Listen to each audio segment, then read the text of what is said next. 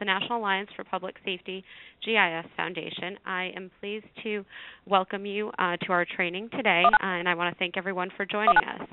Today we will cover some of the basics on how to build map books, all the technical aspects as well as the operational aspects in building the map books. Some brief opening remarks from NAPSG Foundation as well as from our co-host, ESRI. Jennifer Schottky of ESRI will give a brief introduction on her behalf as well. And then we'll go directly into the map books training with Mike Price, the instructor. To move forward here, I'd like to pass this over to Jennifer Schottky of ESRI to give a brief introduction. Good morning, everybody. It's my pleasure to be here. I'm excited about this first in a series of webcasts that we're able to co-host with NAPSG Foundation. Really appreciate, Rebecca, your efforts on this and the NAPSG Foundation for making this possible. Also, really want to say how much I appreciate Mike's good work. Mike has done a great deal of good work for Fire Service GIS over the past many years, and I've attended several training sessions with Mike. He's just an excellent instructor, so it's great to have him on board. My role at ESRI is to advocate for the use of GIS at fire departments, and I recognize that a big part of this is skill development. The software doesn't do much good if you don't know how to use it, and if you can't use it to make the maps that you need. So today's webcast, I think, is a great step forward in that direction. Generating map books is an important foundational skill for many fire departments, and so I'm glad that we're able to co-host this. We find that people come to these trainings with many different skill levels, and so I did want to take just a minute to address specifically those of you who are new to GIS, and especially if you don't have the software, the skills that you're going to be seeing and hearing and learning about today will be a great introduction to some of the things you can do. If you don't have access to the software and you're new to the technology, I want to point your attention to a couple of great resources for getting started. Both of the books that you see listed up on the screen right now are excellent resources that I'd point your attention to. Information on how to get resources like these and others will be available at the end of the webcast, and information on the NAPSG Foundation website. The GIS 20 Essential Skills is a book that does come with a CD in the back, and so you've got, I believe it's a 90-day period that you can use the software to kind of ramp up and learn some of the basic skills. And then the GIS Tutorial for Homeland Security is another excellent text that I would recommend both to beginning GIS folks and for folks that have been doing GIS for a while that want to work on some of the skills specific to the public safety domain. So with that, I'm really looking forward to sitting in on the session and hearing what Mike has to share with us today. Thank you all for joining us, and I'm going to turn the mic back over to you, Rebecca.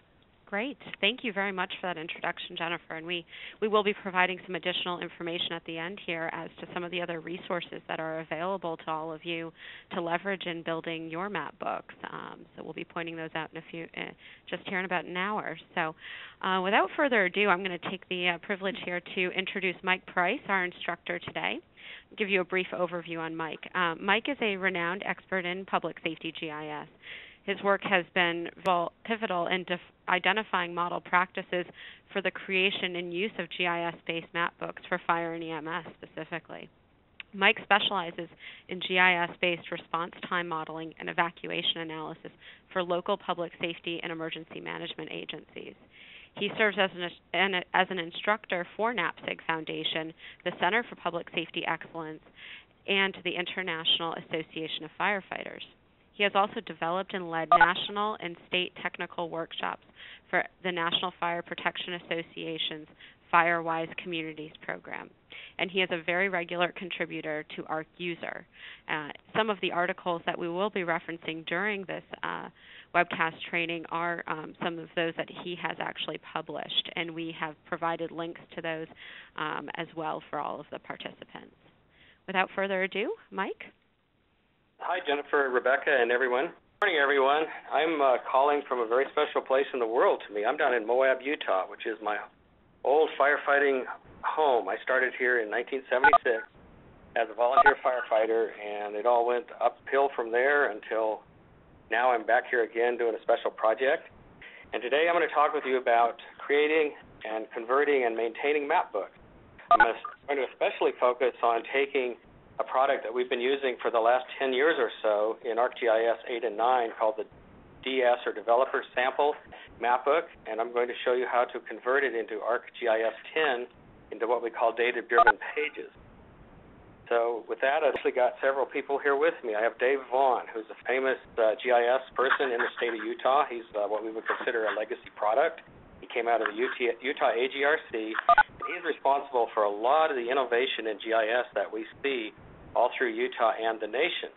Interestingly, Grand County's road system was identified by the U.S. Geological Survey as the prototype for what we call the rural transportation model. And for years, we've been using technology and method, best practices developed in Grand County to help map rural roads around the country. I'm going to jump right in now with our objectives.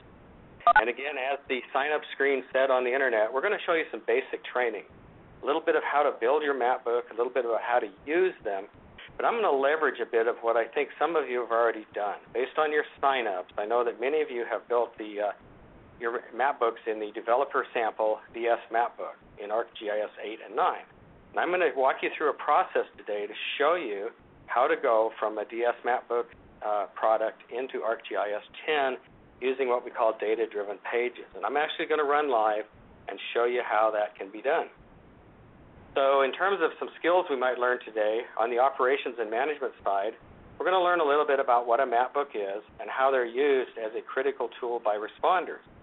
We're going to gain some knowledge on how to manage our staff to support the up-to-date and accurate map books. But I'll tell you what, I've been doing this extensively this spring, and that's a many-hour project all by itself, and every jurisdiction will be different. We're going to show you some practices. We'll talk about practices for editing and updating and validating your field data, but I won't be showing you field data in this conference. On the technical side, we're going to learn how to print and how to export map books in a PDF format. And we're finding in several of the jurisdictions where I work that it's very, very important to have a very stable, solid product in the field. And we're very comfortable using PDFs exported directly out of ArcGIS. We're going to talk a fair amount about data that you might need for building map books, where you can get it, how to manage it, and just we're going to hit data pretty hard. We'll talk a little bit about some of the ways, and we're going to talk a fair amount about data. We're going to show you how to convert the DS map books into ArcGIS 10, and this is going to take a large portion of the call today, but I'm also going to show you resources that you can go use to actually do this on your own with your own data. We'll talk a little bit about deploying map books, how to get them in the field, and talk a little bit about maintaining and supporting map books. So to show you some resources, if you subscribe to the ArcUser magazine, you may have just received your spring 2011 issue. Inside of that magazine, there is an article called Changing Lanes. And this is a story about a tutorial switching from ArcGIS 9 DS map books into ArcGIS data-driven pages. I'm going to show you several more resources that are out on the website that you can go and download and keep on hand too, because these will be helpful in the coming discussion. I've written a series of 2 articles about data for the fire and emergency services. And this is one that presented last summer, and this starts out talking about framework data, GDC framework data, and how it can be used in a public safety environment. And I may even pull these up and show you them. We'll walk through them a little bit. The follow-on to that article is one that talks about special data, which is non-framework data, and includes anything and everything from facilities to infrastructure to locations to census demographics, hazards, just about anything and everything the Fire Service maps that isn't directly classified as framework. And then if you're a traditionalist, back in 2008, the original mapbook article written around the DS mapbook extension was published in ArcGIS or ArcUser in the winter of 2008. So these are 4 references that are available on the website, and I may open them up and show them to you today. We may even talk about them. So we're going to jump into some data. And first I want to talk about data that might go into a map book, and you'll see examples of this soon, that could be considered as FGDC-style data. Now I'm going to switch over to an ArcMap document quickly and show you what a typical map book page looks like for a jurisdiction in Whatcom County, Washington. Now on my screen, you're going to see an ArcGIS 10 layout, and I'm actually in layout view right now. This is a map book page that was actually built in the ArcGIS 9, the DS Mapbook extension. And over on the left, on the table of contents, if you've worked in DS Mapbook, you'll recognize that there are two data frames. The top one is called 1 mile map tile, and then there's a lower one at the bottom called local indicator. Local indicator was a special reserved data frame that helped us build our indices in ArcGIS 8 and 9. And one of the things we'll do live today, and I'll show you by demonstration, is how to update this map in ArcGIS 10 using data-driven pages, and I'll also show you how to make this local indicator come alive and do in ArcGIS 10 what we used to rely so much on it for in ArcGIS 9. But back to talking about data, I'm going to go back and look at my framework data now. There are several types of framework data that you may or should or could put into a map book. And I've listed them in the same order, I think, that the FCC does, starting with transportation data. And next would be cadastral data, administrative units, hydrography, orthoimagery, elevation, and geodetic control. I'm going to go through the first couple really carefully because several of these, transportation, cadastral, administrative units, are essential to most public safety map books from the FCDC data side. So I'm going to switch back to my map book. Here we go. On the public safety side, we have a data set that includes, I've labeled it as a group, highways, streets, and trails. Now the map book that we're working on is up in the very northwest corner of Washington State. In fact, if you look at the index map, you'll see a red line going from southeast to northwest, Interstate 5. And at the moment that Interstate 5 graphic, the red line, hits the northern edge of the index map, the local indicator, that's the Peace Arch. That's where you go up into Canada. So we're going to working from the Canadian border north, and we're going south. Now, this is Fire District 21 in rural Whatcom County. It includes the communities of Blaine. It surrounds another little community off to the east called Linden, and it stretches south about 6 miles toward another town called Ferndale. This district has about 150 square miles of area, and we've been presenting and preparing map books in this community for several years. In any case, one of the key pieces in here is our transportation group, our streets, trails, and highways. Another one, a little further down, are the railroads. And this is a major railroad corridor going up north from Seattle into Vancouver, and there's a fair amount of this railroad. A lot of petroleum products and many coal trains run up and down this railroad line regularly. And unfortunately, nearly all of the rail crossings in this area are at-grade crossings, so it's very difficult for an emergency responder to wait out a 100-car coal train because they're coming slow through the area. It may take several minutes for them to actually pass the intersection. So examples of transportation data in here include, again, the street and we've added some other things. I've switched to a detail screen now to show you some of the transportation data that we've actually mapped in Whatcom County. I've talked about the highways and streets down at the bottom and the railroads, but some of the other ones that we've mapped on our own are available because we've put crew in the field and actually done some GPS work and done a lot of digitizing on good images of new and private access within the fire district. Now this is a very famous recreation area, and there are, I believe, 9 golf courses within the district. And one of the things that we've done on the golf courses is mapped all of the golf course paths. In case you have a vehicle or other emergency on the golf course, we need to know where the 9th hole is up at Simiamu, and we need to know how to get We have identified the need to carefully map our railroad crossings, and we've actually identified the ones that are most problematic, and we have taken appropriate steps to mitigate or to work around some of these crossings.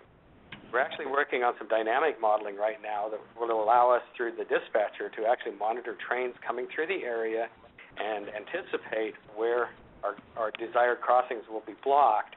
And once knowing that, we're looking for ways to reroute traffic. Finally, on the top of the list, working up, another point, page up. Freeway mileposts. On Interstate 5 and on some of the state highways, we use mileposts for referencing things like the emergence or the entrances and the exits, the on-ramps and off-ramps to the freeway. But we also use them for referencing locations of incidents are on the freeway. So again, these are all basically FGDC-style transportation data. Critically important are the highways and streets. Not only do we use those for geocoding of our incidents back at the dispatch center, we use them for display on the map. We carefully label them and symbolize them so that we can see them quickly in the dark and under extremely stressful situations. We are using them in an experimental mode for some very innovative networking and real-time routing. Of course, we have our railroads. Again, we've mapped a lot of new and private access. Our original street set's probably 8 years old now, but we are looking at some new ones to replace out our original street. Interestingly, you'll see there that we're using Tiger 2009 to help us at least get lines on the map with names on them. We can compare our names to what Tiger and the Census Bureau says. Second FGDC data type, typically called cadastral data.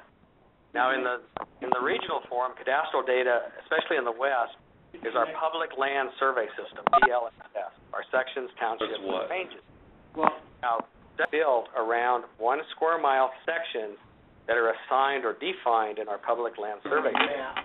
I'm doing a map. So if you have a PLSS in your community, that's great because you can use it to define the extent of 1 mile tile. And we'll talk about more about that when we get into actually converting this, because right now this map is actually built in 9.3 using PS Mapbook, and it's not ready to go yet as a new ArcGIS 10 product. Tiles are there. First look at an attribute table. Now this is built on the public land survey system, the 1 mile squares. I've cleaned them up a little bit.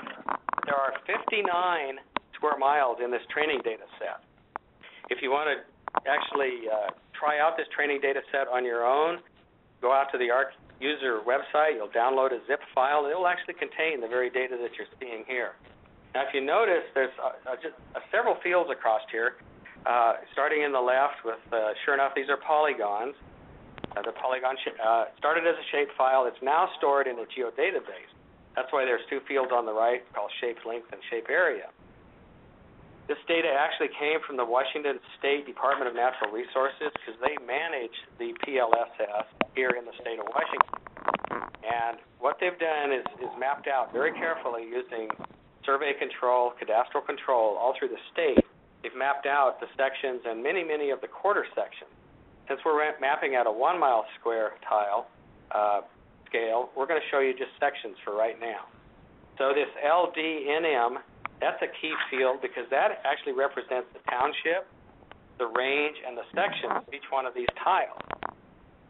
It's also broken out by just the township number, range number, the row, and the column. And over on the left, this LDBL, that's the section designator. The most important field in here for making the map book is this field called label. That's actually our alphanumeric code that we assign all throughout Whatcom County so that each one of these map tiles has a unique identifier, not just a section number, not that long string that has township, range, and section, but just the map tile. Because when we post information on our map book, we want it to be in a consistent form that responders from all the rural districts and the cities too will recognize. So this is a county-wide system, and since we built this 1 square mile data set across the county, we're ready to go. Notice just to the right of label, there's a field called date, MODIF. That's the date that these map tiles were last updated. And you'll see soon when we actually convert our ArcGIS 9 set into ArcGIS 10, that these date modifieds are really important because they allow us to put a timestamp on a map tile, a page, so that if we need to reprint or redistribute a map tile, we pick a date modified, say as of the 1st of March, and we run them all, we print them, we send them out as PDFs, and we take them to the field. So date modified is a really important field in here, second probably only to the label field. Okay, so I'm going to close this table now. This is a good look at some cadastral data inside of a map book. Now, I have another guest in the room, Vonna Randall, who works for the county assessor's office, the county clerk's office, just came into the room, and she's been doing lots and lots of parcel mapping all throughout Grand County. In fact, she's the one that keeps track of where everybody is, at least as far as where is their property located, and she keeps track of our parcels.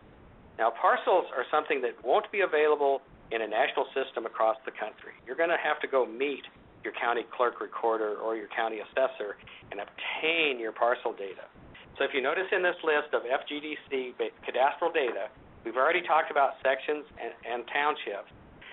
The parcels are probably the most important piece in here for doing fire department detail level planning, because behind the parcels can be a lot of good information to help you understand occupancies, use classes, valuation, all kinds of things.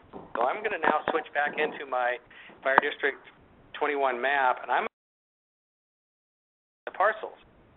This is a fairly large data set, so it may take a few seconds to open. And I'm going to switch it to show all parcels, and here they are. This is I wouldn't say stripped down, but this is a cleaned up version of the Whatcom County parcel data set that we've received from our county assessor's office. There's a unique code called the WCAG code. Each parcel should have a unique number, but we find out, in fact, they don't always. Second, there's an area field. This is a GIS acres. This is actually calculated by GIS analysis. This is not acreage of record. They're two different things. There's a city or an unincorporated area associated with every parcel. We also have eastings and northings on the centroid of a parcel. And when it comes to labeling parcels, that can come in really handy. There's a field called situs number, and you'll notice it's actually an alphanumeric field. But this is the number that's assigned to the parcel by the county assessor. We hope this is actually the residence address or the commercial address on that parcel. We find out it isn't always that way, but usually is. Now, I'll scroll across. You'll see some addressing information. And then just to the right of the situs city is a property use description. This is incredibly useful when it comes time to assign critical facilities, essential facilities, residential locations, apartments, condos. You can pull it out of property use description, at least in the Washington state system and especially in Whatcom County. My caution is that in your county, you'll probably need to go talk to your assessor, see how they store this kind of information, and see if they will share it with you. It's a pretty tough data set to get a hold of. Now, just to the right of that is the legal acreage. That's the acreage that's actually described on the title down at the house. And there's a field for fire department or fire district. And then I've got the situs repeated again, but this time it is a numeric field. And that's really handy when it comes to doing sort and labeling of some of our information. And you'll notice I have a small record in Blaine. It's a residential 3-bedroom, and it's at 1624 Addison Avenue. So you can use your this is straight off the parcel data set from the county. So I strongly recommend you talk to your county about parcels. Okay, I'm going to switch out of the map for a minute. Before I do, I'm going to clear my selection to drop that one parcel that you see highlighted in the bottom of the map. I'll also close this table. And now, the one other thing that fire departments sometimes really like to build is what we call a right-of-way, or the area of easement along all of our streets and roads. You can build this directly out of a parcel data set if the parcel is mapped right up to the edge of pavement or right up to the start of public ownership. And it's a little bit complicated to build with parcels, but it's basically an intersection. It's like show me everything that's not a parcel, therefore it must be a right-of-way. So again, right-of-way is very useful for tactical planning because you can look at how wide a street is on on a map page, and you can route appropriately. You don't send the big ladder truck down the back alley when it's showing up as being only 10 feet of right-of-way, because you might get stuck. Okay, so here's our map again. We've talked about two types of framework data, transportation and cadastral. Now we're going to talk about boundaries. And I probably won't show you anything more on the map, but if you look carefully, you'll see that there is a Fire District 21 boundary. In fact, I'm going to open it up right now as a table, and I'll just flash it so you can see, yes, in fact, there is a Fire District 21 boundary on this map. So I'm going to right-click on it and just flash it. And there it is. All right, so I'm going to tab back into my presentation again, and I'm going to go from cadastral data down into my boundaries so that you can see a list of some of the boundaries that we've placed on this map. Turns out we've got two types of boundaries. We've got the Fire District boundary, just for District 21, but in fact when you're doing automatic and mutual aid, you'll probably map your neighbor's boundaries also. And we've got our municipal boundaries, what's in the city, what's out of the city. And both of those data sets came from a county GIS provider. So again, just like you had to make good friends with your county assessors and your county clerks, also make good friends with your county surveyor and your county GIS provider if you have one, because they're going to be able to share a lot of good information with you. Okay, I won't say any more with the administrative units, but I'm going to switch down to the next one, which is one of my favorites, being a engineering geologist, the hydrography. As you might have noticed, Whatcom County, District 21, is bounded on the west by the seacoast. And sure enough, we have issues with inundation models and what we call storm surge flooding. We also have streams and rivers coming back out of the North Cascade that flow right through and very close to our community. So we watch these very closely. In the spring, the water comes up, and some of our bridges are actually impassable. Also out in the rural communities, we've got some bridges that are very lightly rated, so you can't take across the big water tender. So we want to know where the roads cross the stream. Again, this data could be available through a federal data set, a federal hydrologic data set, but sometimes the best data comes from your county GIS shop. Another source is Tiger data, and we're waiting now to see the final census Tiger 2010 so I can write up some flow on how to model Tiger. But I have been working with Tiger 2009 now for over a year, and if you're familiar with Tiger 2000, you'll be in for quite a surprise when you see how some of the structures have changed in the new Tiger. So hang on for that ride. We'll tell you more about it later. Okay, three other data types that I haven't shown you in this map.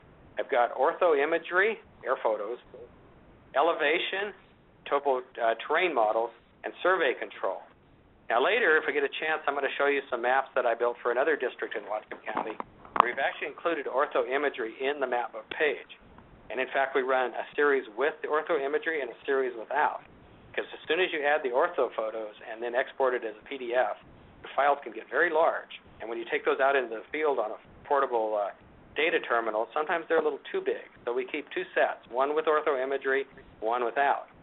Now, elevation is something you normally won't show in the field, although you might be tempted to put contour lines on your map. In our area, we have to watch for a lot of low-lying areas that are very boggy. They get very soft, very wet in the spring. And we have our coastal issues. So we do keep track of elevation. We've got some areas where we've got really, really fancy homes built up on cliffs almost right at the water's edge. So you can imagine you don't want to pull your water tender too close to the edge of the cliff. Now, survey control. We've talked mostly about public safety so far, but my buddy Dave here in the room actually works for Grand County Roads. And Grand County has a very extensive survey net throughout the region where they keep track of survey control, and when they have to go out into the field and pin down some new locations, they want to know where that control is so that they can go out, access the control, and immediately go to work. Now, I haven't showed you fire hydrants yet, but when we go back to look at our map in fact, I'll take you back there now. We're looking at our map now. I'm going to close this table. You'll see little red dots on it. In fact, I'm going to zoom in. I'm going to use the zoom in on my layout just to zoom you into town. I'm staying on the layout side. But you see all those little fire hydrants there? We actually surveyed those using students at a technical college in Bellingham, Washington. And we made special map books for them when they went to the field that had all of the Washington State Highway Department survey markers on them so that they could go and set up their base station on a known survey point and go out and catch fire hydrants. So on a public works map, you may want to include survey control for a map book player. So just keep that in mind. We're not restricted or limited to the things I'm showing you today. Use your imagination. It's really important. So here we are looking at a map. So far we've seen the transportation corridors, big I-5 corridor. Notice how it's colored a dark gray, and around it there's a light gray. That light gray is our right-of-way. That's actually defined from the parcel. You can see down on the coast there's a railroad line running up north and off to the west side of the map. That's the main rail line up to Vancouver. And sure enough, I'm actually going to pan up a bit so you can see one of our problematic rail crossings. Let's see. Down here, right at the bottom, you'll see my little pan hand. It says RXR. That's a railroad crossing just south of Peace Portal. That's the main road from a fire station up in the community of Blaine down to Birch Bay. And when we have to send apparatus from up in the north and they need to get down to Birch Bay, and there's a slow coal train going through that crossing, or another train coming through from Canada where they actually run surveys on the cars, it can take a long time to get around that crossing. But we keep careful track of where those railroad crossings are. Okay, on the cadastral side, we're looking at the parcels. These parcels are shown as outlines and with no fill, and you notice they're colored green. The reason they're colored green is that these map book pages are used in fire apparatus at night. And inside of the fire apparatus in the cab, there's a red night vision light that's usually on when they're trying to do some detailed work in the cab. And when you put certain colors up against red light, they're very, very hard to see. But since green is almost the opposite of red, green's a combination of yellow and blue, so in a way it's the opposite of red. Green shows up really, really well. So keep that in mind when you're building your map book. In the fire department, for putting important things on a map book, green is good. Oh, here's another one up here. This is a little G. That's a gate. We'll talk about that later as a special point. But gates are also coded in green. The highway markers are coded in green. But what is it with these fire hydrants? They're in red. Red against red doesn't work very well, except when you go to the very darkest shades of red in the ArcGIS palette, you'll find that those colors, those dark, dark reds, show up really nicely on a map in the nighttime. Okay, so I'm going to zoom back out to my full page now so you can see this map one more time. And then I'm going to switch back to PowerPoint, and I'm going to talk you through some of the special data that we might want to put on our fire maps. So we've pretty much beat up the FGDC data. Let's talk about special data. Now, in special data, we've got points for all kinds of things, and I've just listed fire stations here. If we have other essential facilities, or if you're working for somebody other than the fire department, you might want to put on a lot of point data for other markets. Now, here's a whole series of special data outside of the facilities. These are just a mix of things, and you'll see that we've got, sure enough, our water supply, which are our fire hydrants. We have these large diameter hose drop points, and these are very, very important out in the rural county, where you actually have to lay out 2,000 to 3,000 feet of supply hose, because you want to know where to actually make your drops on your way into this very, very valuable residential structure. We also, in the rural areas, have static water connections where we can tap into dry hydrants into reservoirs and tanks, and we also have ponds that we can pull up to and actually use a floating pump to draft. And again, these sources, look at the sources on the right. These data come from many, many different providers, and a lot of it is actually our crew out in the field doing the survey and with their little GPS units, and we confirm or back it up with aerial imagery, very high-resolution air photos. Two more things on the bottom there, electrical transmission lines and the underground gas lines. We're very close to a very, very large industrial complex that includes 2 refineries, several petroleum storage facilities, and a major aluminum refinery. So there's lots and lots of high-voltage power going into our area and lots of underground gas. We're also on a major gas line corridor that comes from clear down here in Moab, Utah, and goes clear to the Canadian border, right through our jurisdiction. So we've mapped all that. Now, a word of caution on all of these special data that I've got here, listed here. These are sometimes a little difficult to obtain. And again, you've got to work closely with your utility providers to get the data from them and make sure that they're comfortable with how you're using it. And especially, you've got to work very carefully with your water district, because water districts are usually pretty good about sharing locations on the surface for fire hydrants. But when it comes to water transmission lines, your culinary water grid, even your sewer and your storm sewer grid, that data is often considered very, very carefully confidential. So if you're looking for some of this special data, just find out who your friends are in your jurisdiction and talk with them, explain what you're doing, and see if they will allow you to use their data, even with some restrictions on it. Be sure and tell them you're going to publish it in their map book, though, because as soon as they find out you're doing that, they're going to get a little concerned. Now, here are some more special data that I briefly referenced in our first discussion. HO, or high occupancy. These are high occupancy address points.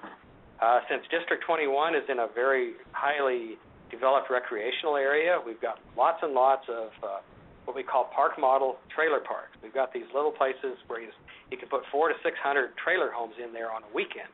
People pull them in, they set them up, stay a week or two, and then they leave.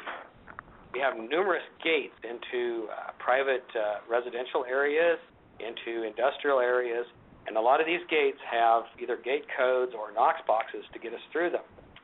And the third one on the list, this is one of my favorites, building footprints. If you have high-resolution imagery, remember imagery is one of those framework pieces that we'd like to use in the back office, you can digitize quite carefully the footprint of your essential and critical facilities, your care homes, your schools, your government buildings. Digitize those, and you can attach extra information to those later in a map book. That information can include things as a building site plan, floor-by-floor drawings of the building, and including things like your occupancies, your evacuation routes, fixed fire protection. And again, these building footprints are really handy when you have to go out into the field and do inspection.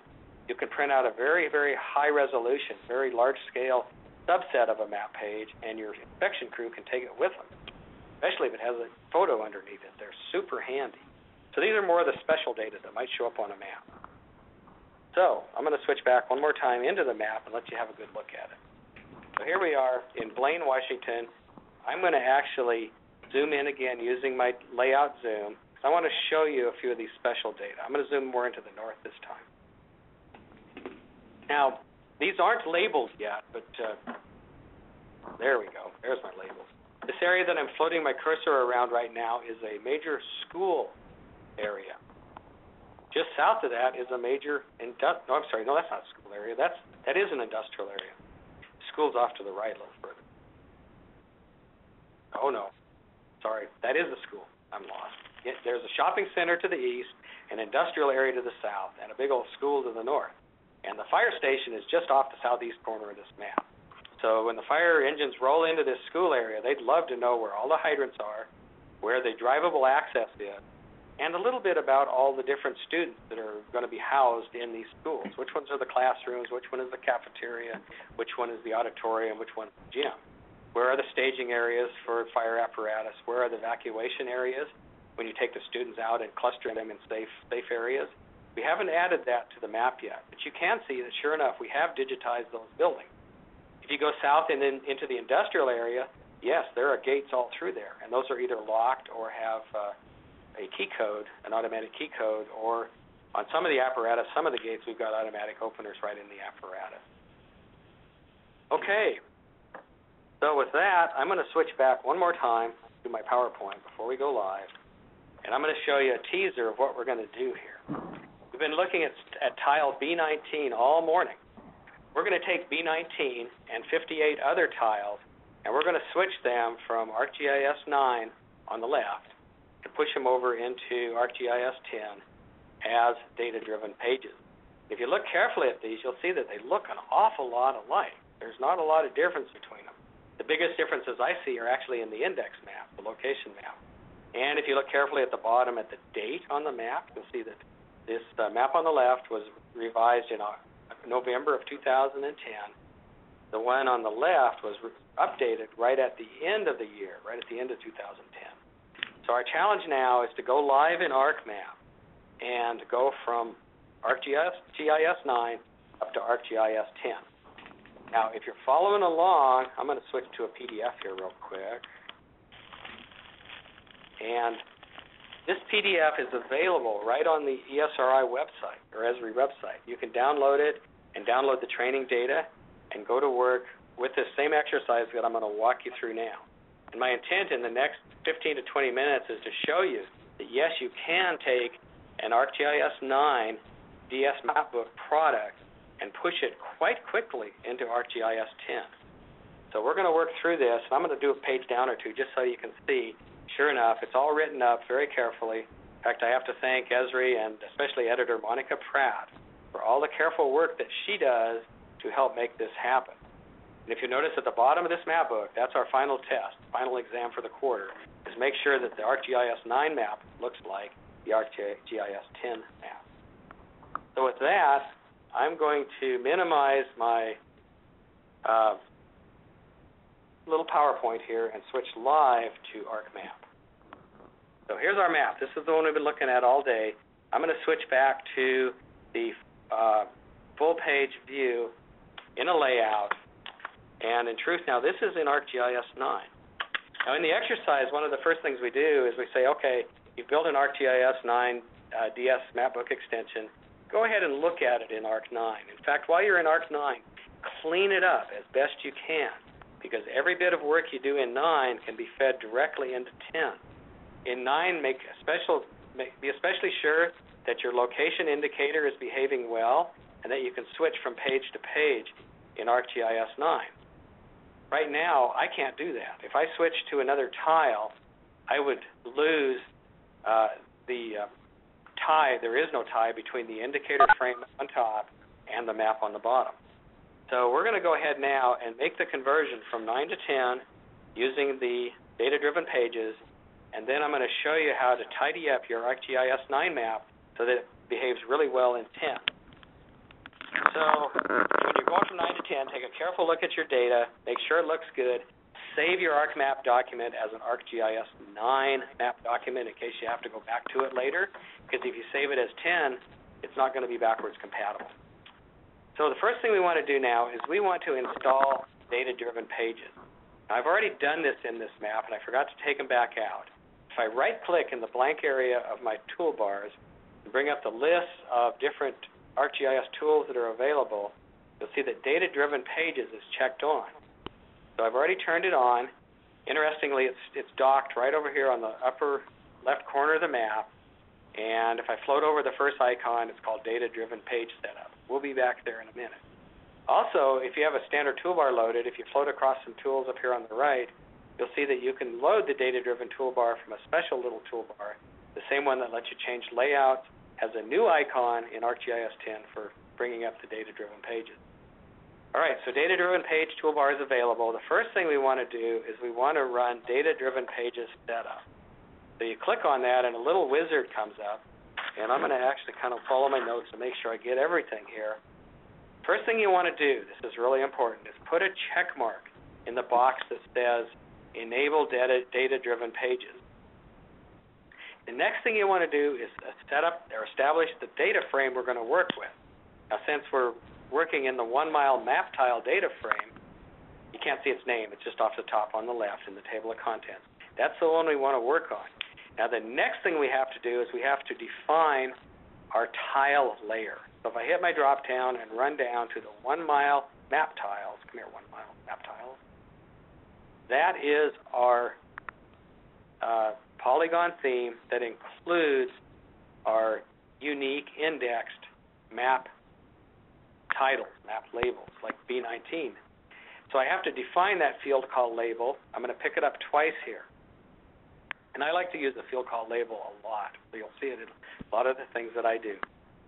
So I've enabled data-driven pages. I've defined my data frame as 1 mile map tiles. I've set up the field name as name field as label and the sort field as label. That way the maps are going to sort A, B, C, D. All right, I'm going to skip everything else. Everything else as default is good. I'm going to tell it OK. And when I do, watch for a second. It's actually going to go out now and create data-driven pages.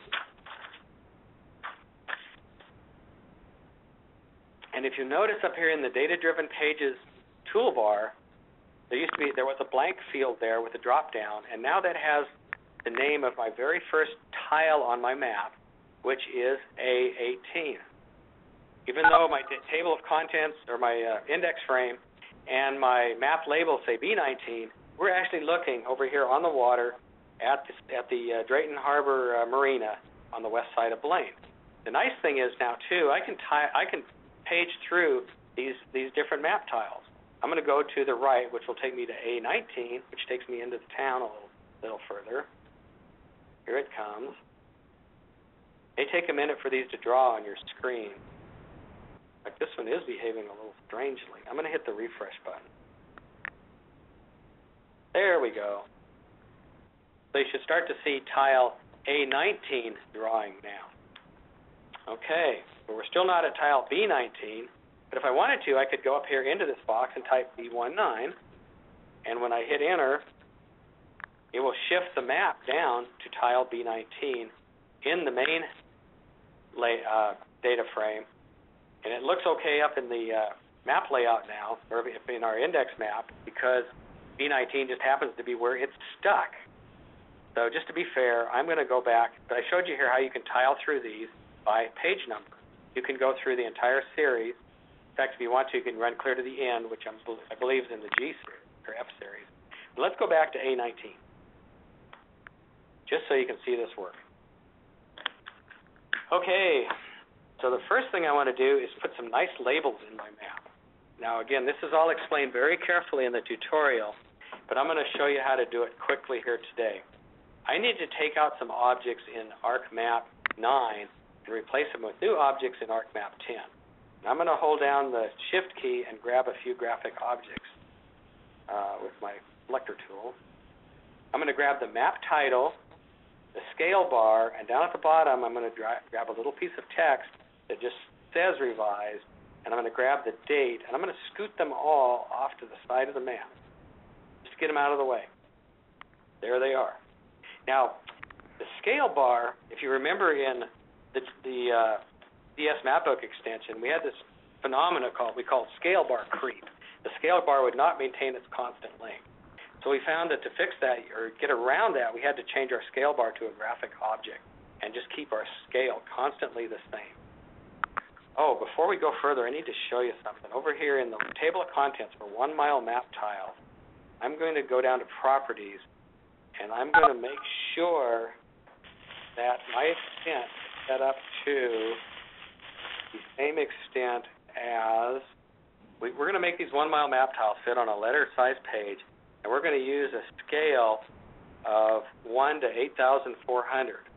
So I have to make darn sure that that scale is properly indexed in this map. So now I'm going to go into the properties for my map, and I'm going to go to the data frame tab, and I'm going to set my extent to a fixed scale,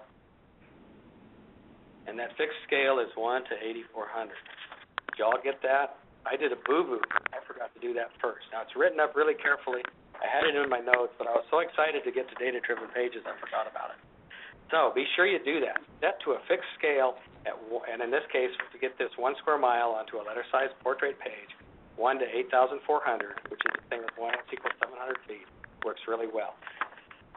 So let's leave everything else the same. Tell it, okay, and now I'm going to rebuild my dynamic pages. And I've got to set it up again for 1 mile map tile. It remembers a map tile.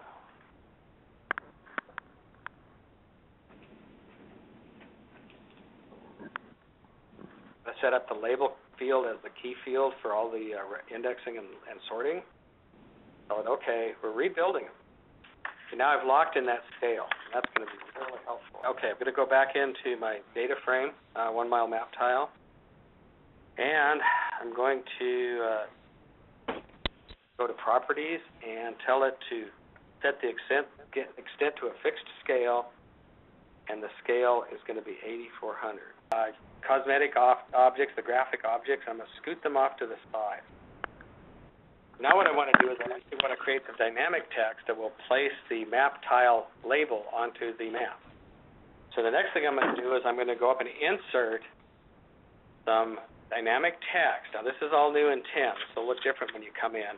I'm going to insert the map book data-driven page name. Now if you notice, it drops down into a little tiny graphic object that's in the middle of the map. Go down and carefully find that and pull it up outside so that you can see it again.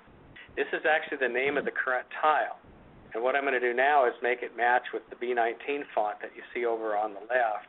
So I'm going to right-click on it, go to Properties, and I'm going to tell it that I want to change the symbol, and I'm going to change it to a bright blue color, 60 points, and then make it bold and italic.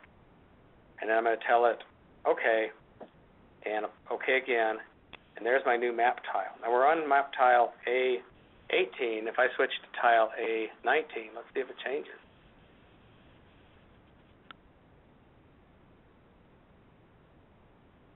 There it is. It's going to work. Okay, now the next thing I want to do is I want to insert an appropriate scale. And to do that, I'm going to go back to Insert, and I'm going to insert a scale bar. And I'm going to go down and select, the one I like is double alternating 1. I'm going to insert that. It drops it into the middle of the map. I'll push it back up to the upper right corner where the other scale used to be. And I'm going to go in and make a few changes on it. I'm going to change the number of subdivisions down to 2, and I'm going to change the symbols up to 10 points in bold font. Just a couple little cosmetic things here. Now this is a dynamic scale, so I'm going to change the length of it a little bit to get it down to 1 inch equals 2,000 feet. Or excuse me, to where it's a total of 2,000 feet in length. Okay, come here. And sometimes it helps if you zoom in on this. So I'm going to go ahead and zoom in because I want to show you something. So I'm going to use zoom in a layout. Oh, come on. And I'm going to grab my old scale bar. And here's the issue I'm having right now. The scale, I'm going to change this to 8,400 and see what happens. Exactly 2,000 feet wide from left to right. The two scale bars should be identical. And there they are. Oops, close enough. You can see that the lengths of the scale bars are the same. Once we've done that, delete your previous scale bar, the graphic. Also, delete the old map label. Now I'm going to zoom back out to the full extent of this map. The next thing I want to change is the revision date. And to do that, I'm going to insert more dynamic text. I'm going to put the data-driven page name in again, but I'm going to change it a bit. Here, it just landed in the middle. I'm going to push it off to the right side. And I'm going to zoom in on it so you can see it, zooming in the layout. Now, right now, this tells me the name of the map page. But there's some dynamic text that we can place in here that will use that map page. It will tell us, it will get us started, and it will tell us what the revision date is. So I'm going to double-click on it or right-click Properties to open it up. And in here, I'm going to change where it says Property Equals. I'm going to change that to the Date Modified field that was in our, you saw it in our index pages.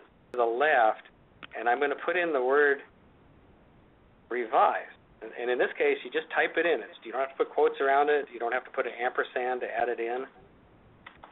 Just revised, :space, and tell it, OK, and there it is.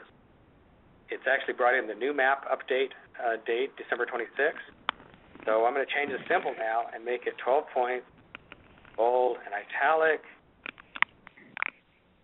And when I finish that, I'm going to zoom back out to my full map page again. And I'm going to park it down in the same position that the old date was located in. And now I can take out both of the pieces that I removed from our old ArcMap 9 document. I'm going to save my project now. Okay, the next thing we have to do is fix our local indicator, the map up on top here that doesn't seem to want to move along with everybody else. So what I'm going to do is I'm going to go down to my local indicator and activate it. And when I activate it, I can go into the data frame properties And in the extent section, and you have to follow this carefully when you go through the tutorial, we want the extent to be so we want to set the extent to other data frame, and we want to set it up for the 1 mile map tile. In other words, it's looking back up on top and finding the 1 mile map tile. And we're going to put a margin around it of 3,000 feet. That way it'll show tiles on the side. So let's see if I got everything. I think I do. Okay, I'm going to go to the Extent Indicators tab now. And this is important. I have to tell it to take 1 mile map tiles and push it over into the right side here where it says show the extent indicator for the data frames. And then I have to go in and set up a frame color. Now, we're using blue before, so I'm going to switch that to blue. So again, I'll walk you through what we did. We set up our data frame, so that we're going to look back in the 1 mile map tiles, grab that current 1 mile map tile, and step out 3,000 feet around it to show neighboring tiles. And then when we show them, we're going to change the color to blue. Extent indicator. Change it to bright blue, and it should look like our old map. I'll tell it OK, and there it is. Now I'm going to hit the refresh button one time, and I may have to clear a selection set too. Let me see here. Yep, I'll clear my selection set, and there we are, A19. So let's try flipping through our maps then. I'm going to go back up to my activate my 1 mile map tile just to be safe, and I'm going to flip to my next page. What we could do now is we can actually tile through all of these maps. I'm going to go down to F19, which is down south. It's a pretty busy tile. And there we are. And it's looking pretty good. Let's see if it comes back in. There we go. Okay, so our map's looking pretty good. I'm going to save my project. The one issue I have is I'm scaled out a little further than I wished I was, but I'm going to accept that as okay for now. Now we're ready to actually print a mapbook series. So I'm going to make sure I got my scale set to 2,000 really quick. Oh, come here. There we go. Save it one more time. And I'm going to print the map. So I'm going to go up to File in the text menu, go to Export Map.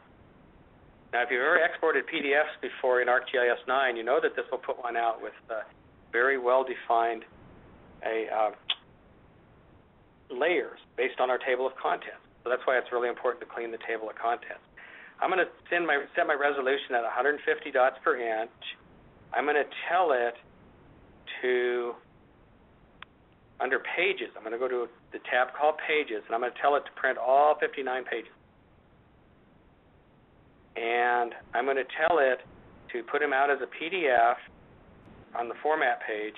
Be sure you embed all document fonts. That way, if you're using unusual the ESRI symbols for fire hydrants, they'll come across as fire hydrant symbols. Now, if I were to send this out right now as a full map set, it's going to take probably 10 minutes. So I'm going to go ahead and start it right now. Oh, I'm going to give it a name. Since this is Whatcom County and we're going to print 59 pages, I'm just going to use the letters WC, and the map exporter will take care of the rest. So I'm going to hit Save, and it's going to start saving them. So while that's going on, I'm going to switch back over and talk a little bit about some other things and show you some of these mapbook pages. So I'm actually going to go now into another district called Fire District 18. And I'm going to show you some maps both at the quarter mile and the square mile size. And I'm going to show you a map that was built without an image in the background. So I'm going to call up one map for you to look at. This is a quarter mile square built from quarter mile tiles. It's a PDF file, so let's see how it opens out a little bit so you can see it.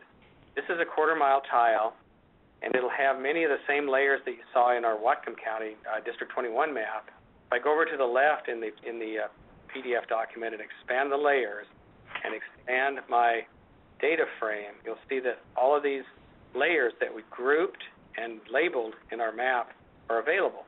And if you've used this before, you know that if you want to turn off something all you have to do is click on the little visible eye, and it will turn things off. For example, I'm going to turn off the parcel lines right now. I'm going to turn them off, turn them back on, turn them off and on. Now this map is actually labeled using not Maplex, but a label class where I actually place different sizes of labels in each parcel based on the size of the parcel at this scale. So I've got 3 different label classes for the labels. I can turn them all off or turn them all on. Make them visible, not visible. The other important thing is the image can be turned off and on. If the image is too busy, in the way, you don't like the image, you can turn it off. But if you're out doing inspections and you like that image, even though it's going to seem really rasterized here, because in ArcGIS 9 you couldn't control the resolution as carefully as we can now in 10, you can see that there's an image behind the scenes. And if you look really, really careful in this image, you'll see that the homes and the street center lines and the parcels don't align perfectly. And this is just something we have to deal with in the real world. And in a lot of cases, we can't modify the parcels because they're based on survey, but we can go in and align these street center lines. So that's something to consider. I'm going to take you back up into the North Whatcom district, and I'm going to go look at a quarter-mile tile with no image in another area here. Let's go to F19C. I want to show you how much detail we can obtain now, and this is using Maplex as a labeling engine. This is an area mapped at a quarter-mile square, half a mile on a side, and at a 1 to 5,000 scale. And you can see that we've gone into these park homes, and we've actually identified each trailer space within each of these cells. We've actually digitized these on the imagery and done it heads up. Now, just to the west of that, you can see some small streets that go into an early part of the Birch Bay development, and these lots are very tiny. The streets are very unimproved. We've been able to use Maplex to place the assessor situs number on many, many of these maps, or these parcels. So what you have to do with parcels is you decide, do you want to use Maplex and the actual polygon label to place a label, or do you want to go in and drop label points like we did over here in the park home? So that's just something to consider when you're setting up your map label. And in truth, we find that we do a little bit of both. Notice down here, too, here's a Knox box, and there's a gate code associated with that Knox box so that firefighters can enter this community if that gate happens to be locked at night. I'm going to scroll to the north and show you a few more. I'm just going to look at this area down in the south, and you can see down here in what we call the tree street, you don't see many site numbers or lot numbers at this scale. You still see some numbers over here in the park home development. We've lost a lot of our detail at the 1 mile square resolution. Up in the north, there are more park homes, and sure enough, we've dropped points on some of them. We use assessor parcel situs numbers on others. So it's very subjective, very interactive. And this is a pretty tough map book page to build because of all the activity. But you can see that when you get down to the quarter mile size, park homes, trailer lots, small lot development, condominiums down here on the beach, we've got them all in. Now on these condos, we've actually gone in and mapped some of them with unit numbers, but you don't see them on this map yet. But they will be on as unit numbers soon. Okay, I'm going to sneak back and see how my data build is going. It's probably still working. So we're running into the last 15 minutes now. And from here, I'll talk a little bit about some of the things we do in the field to deploy these. We're saving most of these right now as PDF files. And we're putting them on Apparatus with our own indices, just a file name list where we can pull them up. And we're teaching our firefighters how to load them as PDFs and how to turn different layers on and off. Things like labels that get in the way, it's very okay to turn them off, turn them back on. Fire hydrants, sometimes we turn those off and on if they're in the way of other things. Usually we turn other things off so that we can see the hydrant. Now again, if you have Maplex available as a labeling utility, experiment with it. Teach it how to use Maplex rules so that street names don't accidentally land on fire hydrants. It's really important to keep the hydrants out where you can see them. Plus, that way too, if the street names really do get in the way, since they're grouped as labels, we can turn them on and off.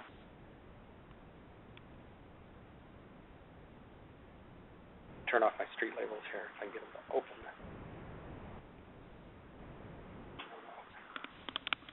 There we go. So in a PDF, the labeling is very interactive. It's really nice to be able to turn it off and on as it gets too busy. Our new and private access labels over here in the park homes, watch those disappear. There they go. Now I'll turn them back. Okay, now let's talk about index maps for a minute.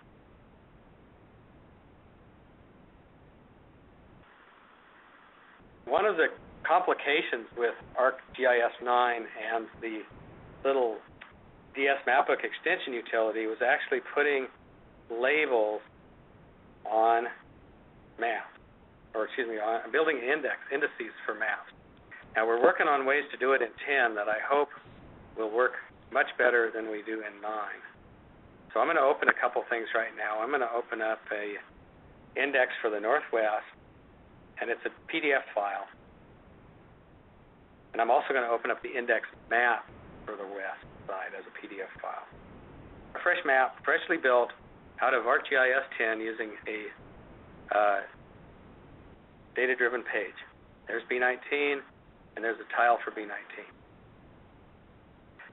So with that, I know we're not able to if you take our ArcGIS 9 page, the one we built using the DS Mapbook extension, and bring the ArcGIS 10 page built with data-driven pages, and again, I apologize, my scale was behaving badly, but if you get them in the same scale, in the same frame, put them side by side, these are both PDFs, and you can see that they're almost identical. But remember, what we had to do is first we had to define our mapping scale based on the size of area we want to cover and the size of output product that we want. We had to define our data-driven pages or build them. And then we went in and replaced labels. We had to replace the static B19 label with a dynamic label on the right. We took out the static toolbar graphic, replaced it with a dynamic toolbar on the right. And then we added the new date revision using some new formula scripting to put the revised word right in front of the date. Then after that, we exported our maps. So this is the final product, 1 mile square. And you can see, sure enough, there's our subtiles, A, B, C, D.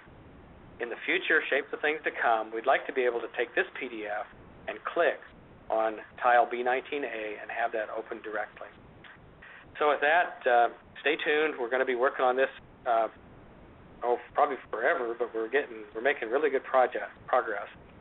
And again, to close up, I want to thank you all for attending. I want to thank Grand County for hosting us here at the courthouse. And just wanted to tell you, sure, come on down to Moab. With that, Rebecca, I'd like to close and tell everybody thank you so much, and thank Grand County for the chance to use the facility here for the webcast. Great.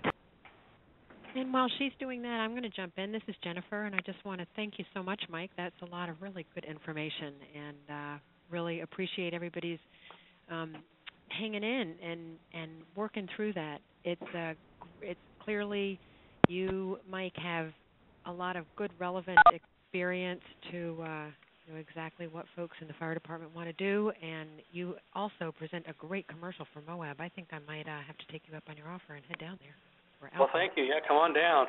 So, well, thank you, Jennifer, and thank you, Rebecca, and thank you, Esri, also. I still call it ESRI once in a while, so I apologize. Training, and thank you very much to Mike Price, our instructor, and Jennifer Schottky and Esri. Thanks.